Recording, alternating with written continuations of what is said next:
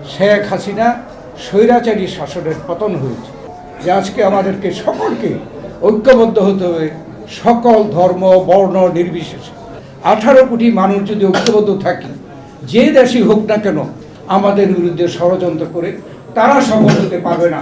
আমরা প্রায় 15 বছর আমরা গণতন্ত্রহীন অবস্থায় ছিলাম।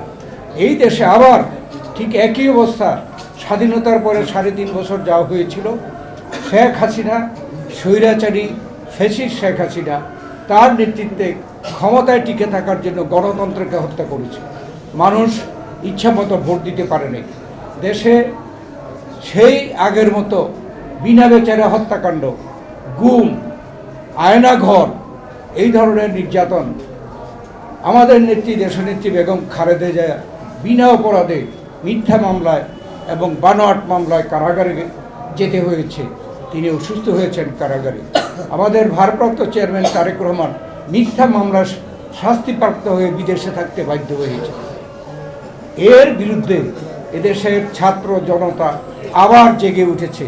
আমাদের সেই 15 বছরের যে আন্দোলন, দেশনেত্রী বেগম খালেদা জিয়া এবং ভারপ্রাপ্ত চেয়ারম্যান তারেক রহমানের নেতৃত্বে, এই আন্দোলনের যে চূড়ান্ত অবস্থা, সেটা জুলাই এবং আগস্ট মাসে এদেশের ছাত্র জনতা বৈষম্য বিরোধী আন্দোলন, এই গণ আন্দোলনের মাধ্যমে এদেশে সফল করেছে। শেখ হাসিনা স্বৈরাচারী শাসনের পতন হয়েছে। স্বাধীনতার পর থেকে এখন পর্যন্ত অত্যন্ত সম্প্রীতির মধ্য দিয়ে এই বাংলাদেশে আমাদের এই হিন্দু সম্প্রদায় বসবাস করে। আজকে কেন আজকে ভারত থেকে শুরু করে আমাদের এখানের কিছু এই সম্প্রদায়ের কিছু লোক কেন এই ধরনের একটা সমস্যা সৃষ্টি করছে, সারা বিশ্বে বাংলাদেশের বদনাম করছে, আমাদের মানহানি করছে? একটাই উদ্দেশ্য, এখানে একটি বিশৃঙ্খলা সৃষ্টি করা। এই সরকারকে যাতে করে ব্যর্থ হয় সেই জন্য যত রকমের চেষ্টা তারা করবে। আর আমরা যারা এদেশের জাতীয়তাবাদী, গণতান্ত্রিক, দেশাত্মবোধে বিশ্বাসী, আমরা যারা স্বাধীনতা সার্বভৌমত্বে বিশ্বাস করি, গণতন্ত্রে বিশ্বাস করি, আমরা নিজের পায়ে দাঁড়িয়ে উন্নতির দিকে আমরা আশা করি, তাদেরকে আজকে ঐক্যবদ্ধ হতে হবে। আমরা এই ঐক্যের জন্য এর আগেও আহ্বান জানিয়েছি, বর্তমান সরকারের প্রধান উপদেষ্টা আহ্বান জানিয়েছে। আমরা তাদেরকে সমর্থন দিয়ে এসেছি যে আজকে আমাদেরকে সকলকে ঐক্যবদ্ধ হতে হবে, সকল ধর্ম বর্ণ নির্বিশেষে। আমাদের নেতা শহীদ প্রেসিডেন্ট জিয়াউর রহমান এই সমস্যার সমাধান দিয়ে গেছেন। আমাদের এখানে হিন্দু, মুসলমান, বৌদ্ধ, খ্রিস্টান বলতে কিছু নেই। আমাদের আছে এই দেশের নাগরিকের পরিচয় বাংলাদেশি। অতএব সকলে বাংলাদেশি। কেন এই ধরনের বিভেদ সৃষ্টির চেষ্টা হবে? কেন আমরা এটাকে সহ্য করব? আমরা যদি ঐক্যবদ্ধ থাকি, এখানে 18 কোটি মানুষ, কেউ বলে 20 কোটি মানুষ, যেটাই হোক, 18 কোটিও যদি ধরি, 18 কোটি মানুষ যদি ঐক্যবদ্ধ থাকি, যে দেশই হোক না কেন আমাদের বিরুদ্ধে ষড়যন্ত্র করে তারা সফল হতে পারবে না। এদেশের মানুষ পারে, সরকার পরিবর্তন করতে পারে।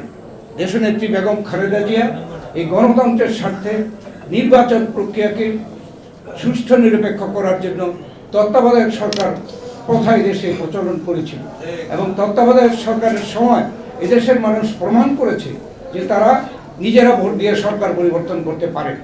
এই জনগণ 91-তে বিএনপিকে সরকারে পাঠিয়েছে, 96-তে আওয়ামী লীগকে পাঠিয়েছে, 2001-কে আবার বিএনপিকে পাঠিয়েছে। এদেশের জনগণ পারে। জনগণকে আন্ডার এস্টিমেট করার কোনো আমাদের মনে হয় কোনো সুযোগ নেই, উচিত না। জনগণের উপরে ভরসা করে জনগণ ঠিক করবে তাদের সরকার কে হবে এবং কিভাবে দেশ পরিচালিত হবে। যারা যত চেষ্টা করুক, অনেকে সাহস করছে, দুঃসাহস করছে, আমরা বলছি এটা আপনাদের দুঃসাহস। এদেশের মানুষ প্রমাণ করেছে তারা সরকার প্রতিষ্ঠা করতে পারে, সরকারকে বিদায় করতে পারে। ভোটের মাধ্যমে পারে, ভোটের মাধ্যমে না পারলে এই 5ই আগস্টের মাধ্যমে পারে, এই 6 ডিসেম্বরের মাধ্যমে পেয়েছে। অতএব বাংলাদেশের মানুষ এটা প্রমাণ করেছে। তাই আমরা জনগণের উপরে আমাদের সকল আস্থা রেখে আমাদেরকে ঐক্যবদ্ধভাবে অগ্রসর হওয়ার জন্য, ঐক্যবদ্ধভাবে আমাদের এই যে সরকার যে সংস্কারগুলো করতে চাচ্ছে সেগুলো দ্রুত শেষ করে আমাদেরকে নির্বাচনের দিকে যেতে হবে এবং যত দ্রুত দেশে নির্বাচন হয় জনগণ ঠিক করবে আগামী বাংলাদেশ কীভাবে চলে।